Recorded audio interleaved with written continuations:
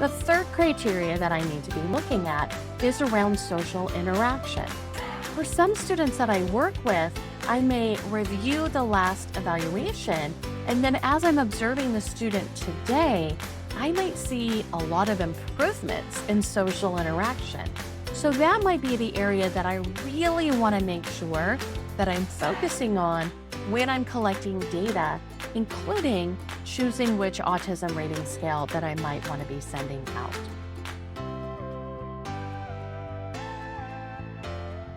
Hey everyone, Jenny Ponzuric here with another Prepared School Psych podcast episode. Today, I wanted to talk about autism rating scales. They're helpful, but obviously they do not provide the whole answer as to whether a student meets the educational eligibility criteria. So let's start off by talking about the positives. I think autism rating scales really support us in getting a picture of a broad range of behaviors across different environments. Whether we have students who see multiple teachers, or we're looking at different environments in regards to what we see in the educational setting, as well as what the parents see in their home setting and in the community setting.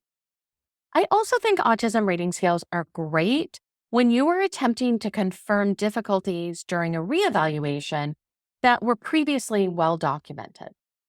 They're also a great way to monitor a student over multiple evaluations regarding the frequency and intensity of specific behaviors. But as I mentioned before, they do not provide the complete picture. Autism rating scales do not typically provide the answers to questions such as, when did these behaviors start and why does that behavior occur? I personally think it's really important to know your autism rating scales. Many of us work in schools where we have more than one option, but many psychs have expressed to me confusion over which ones to use when. I think some important things to know have to do with the norming sample. Some rating scales for autism are normed more heavily with males over females.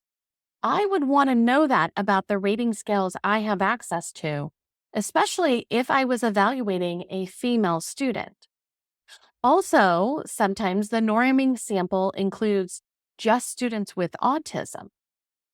If you're not sure, obviously, check out the manual. If you want a quick at a glance that compares some of the popular autism rating scales, check out the document that our team have created on this. If you are already a Prepared School Psych member, you can find this on our autism page. If you're not yet a member, click the link in the show notes to get access. I want to share 3 additional tips with you. Number 1, don't wait until the night before the meeting to score the scale. Too often, your respondents skip too many questions for you even to score them, or the responses that you are obtaining prompt a whole bunch of questions that will require a follow-up phone call or a chat in your office. Number 2, know your state's criteria for autism. I personally am very unsure why autism criteria differs from state to state, but they do. So determine which rating scales will support you in collecting data that aligns with your state's criteria. Third tip, get to know your student before sending out rating scales. Read that last report if one exists. Go observe the student. Determine what questions you definitely want the rating scales to help you answer. What do I mean by that?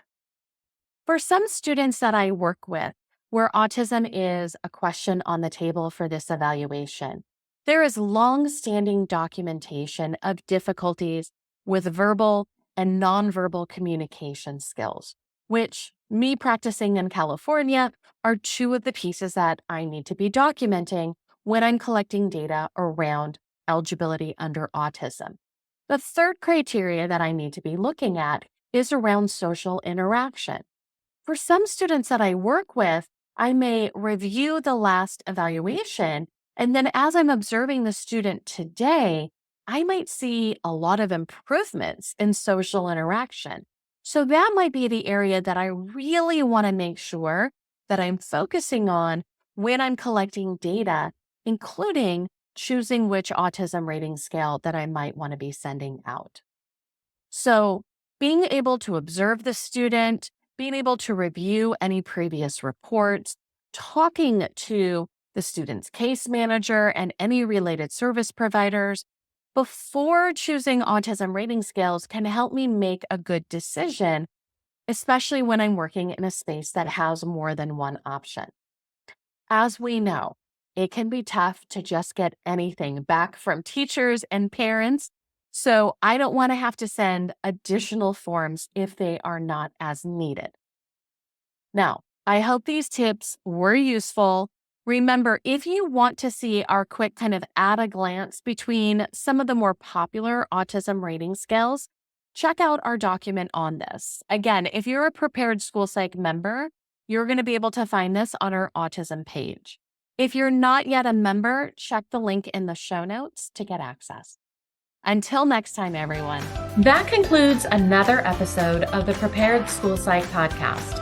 And I hope today's discussion equipped you not just with knowledge, but also the confidence to take action. Remember, every conversation we have and every resource we share builds a bridge towards a more inclusive and empowering learning landscape for our students.